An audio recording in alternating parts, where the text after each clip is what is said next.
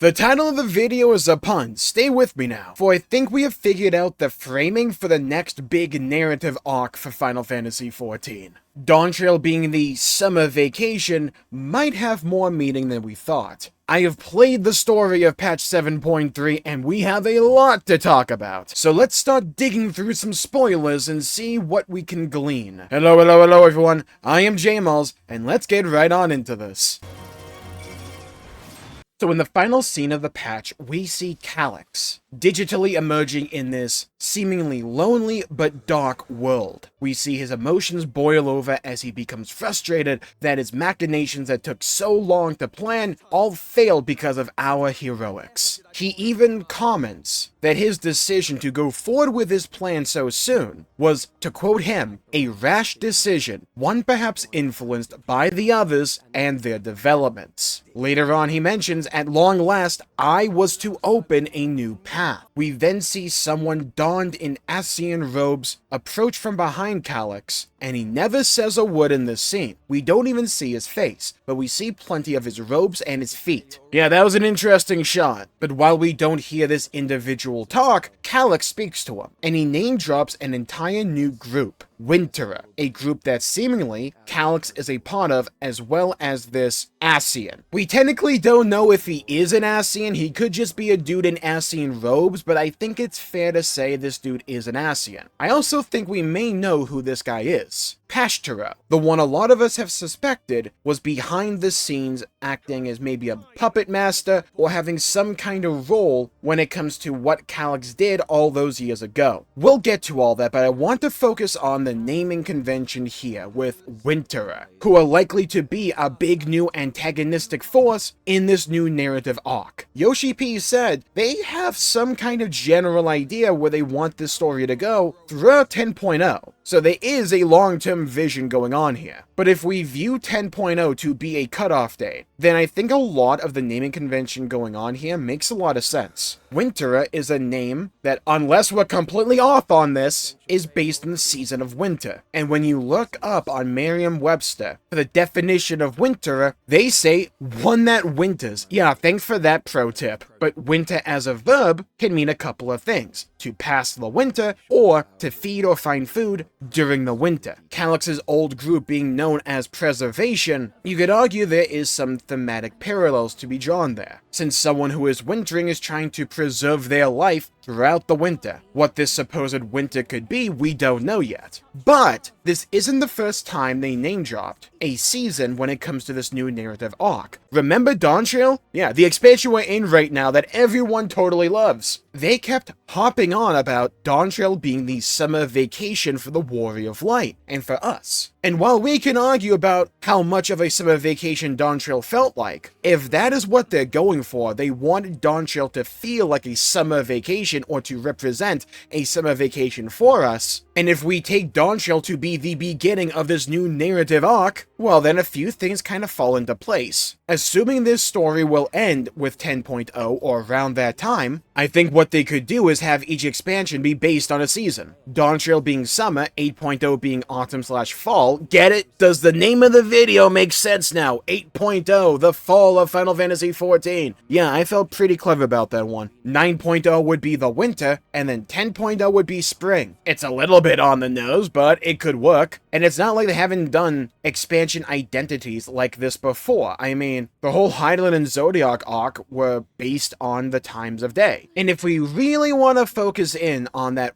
use of the word Winterer, for who I imagine will be the antagonist going forward, winter is largely associated with ice. So when I went back to rewatch the cutscenes of 7.3, a particular line of dialogue stood out to me. It was from Gosan at the very end, when we were in living memory, talking about what's going on with the people of Alexandria. And he says, "We have.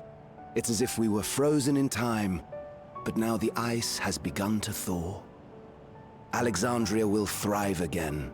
Mark my words. I think they are really trying to hammer home this idea of people being frozen in time, because the reason the people of Alexandria were so overtaken with the fear of death was because Calyx was egging them on. Calyx, we now know, is a member, or at least an associate, of the group Winterer. We don't know their motivations yet, we don't know who they really are. But in this early stage, I think what they're trying to do is tease it. And they're using specific imagery here associated with the effects of what these characters are doing. This wasn't the only cold metaphor or instance in this patch that cold imagery was used. When we fought against Necron, Wukulmat even commented, "A chill.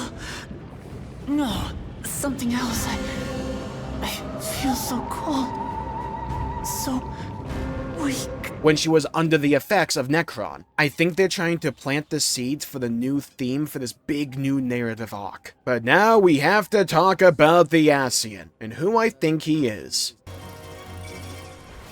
Okay, I think it's fair to say it's an Asen. Unless they want to pull a bait and switch, and it's just some dude in Asen robes, I think it is fair to say it's one of the remaining Asens, because we know there are quite a few still out there. And I think a lot of people were on the money with who the Asen behind Calyx was the entire time, because this has been a popular theory for a while now, that the Asen behind all of this is Pashtero. He was one of the 14 that we never really addressed, and we saw him for like one throwaway line back in A Realm Reborn, and he's just not been in the story since. And I think the thing that seals it for me is just his role in the Convocation. According to the fandom page, link in the description down below, he is the preserver of discipline and order. The preserver. I mean, come on, Calyx's group was preservation. They're really not subtle about this. And look, I get it. We just had Endwalker. We just had the Heidelin and Zodiac arc. Some people have Asen fatigue. I personally don't have an aversion to them utilizing Asens in the story, it's just the story they tell has to be good. I also think it will depend upon how they utilize this Asen in the greater context of Winterer. Because he could just be a cog in the machine, one of the key members, but he's not like just a member of another big group of Asens. If we were going to go shard hopping, it makes sense we'd have to deal with Asens at some point, because chances are they would have machinations in the histories of those shards in anticipation of trying to get them to rejoin. I wouldn't be surprised if that was some part of Calyx's goal with Endless as well. Like maybe the lore reason or the justification is that by going to the various shards and using their ether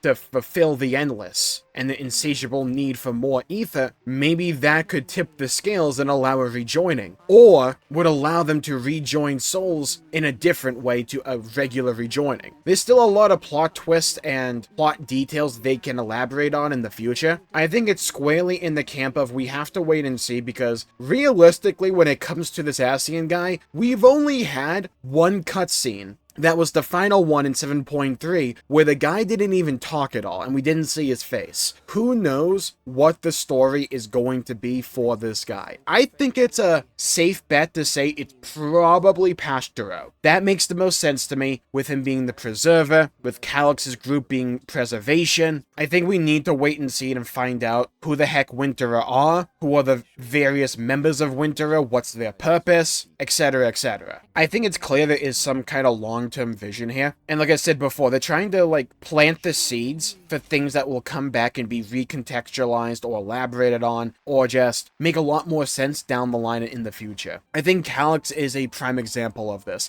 They could have just killed him off. They had the perfect opportunity to do so, but they chose to keep him around, and they also chose to have him really drop the mask and to show his emotions, and to be frustrated at the fact that us, as the Warrior of Light and the people that we surround ourselves with, were able to overcome his entire elaborate scheme. I still hold to the theory and the idea that we're going to go shard hopping, but like maybe they do it in the way they did it in Dawntrail, where we don't spend an entire expansion exploring an entire shard, but instead we focus on a location on Theris while also dealing with a shard. That could just be a Dontrell exclusive thing, and maybe now that we have the key to interdimensional fusion, maybe it'll allow us to use like Solution 9 and Alexandria as a base of operations and allow us to go shard hopping for the next couple of expansions. I don't think that would be outside the realm of possibility. We've been dealing with a lot of the shard stuff recently. Like in the patches for Endwalker, we dealt with the 13th. We put Zero and Golbez on the back burner, able to bring them in on a moment's notice, and now in Dawntrail, we dealt with Alexandria, the people of the 9th,